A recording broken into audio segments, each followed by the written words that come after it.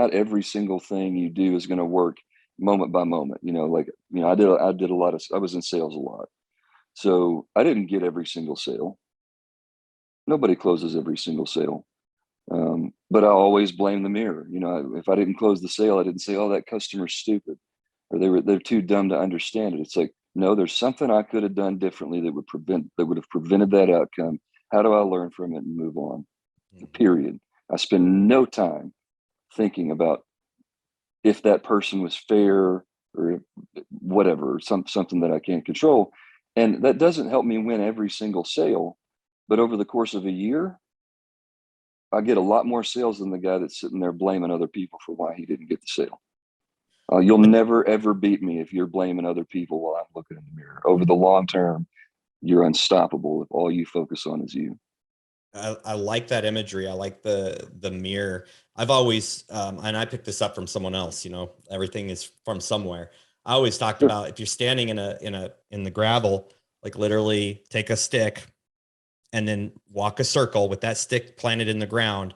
When you're done, you're going to have this circle in the ground around you. And all you need to focus on in your marriage, in your career, as being a parent, as being a son, a father, whatever it is whoever is in that circle. And it's just freaking you. It's you.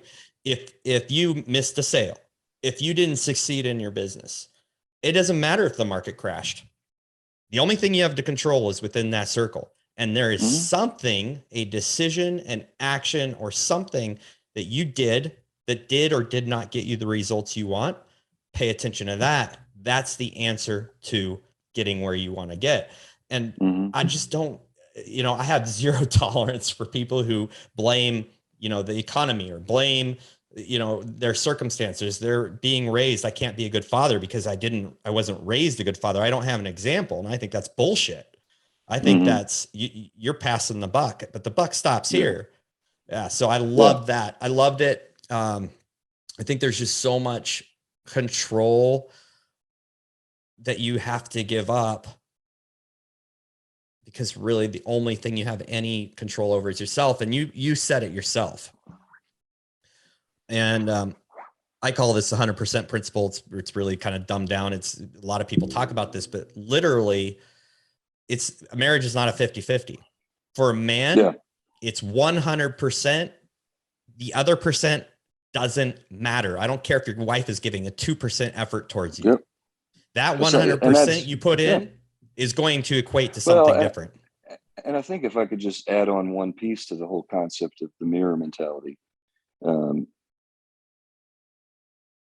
best way I could say to make that like the new paradigm you operate from is to literally stop even wondering about results. Yeah. Like if you're cooking and you have a certain recipe, right? And you know that it works because you've done it.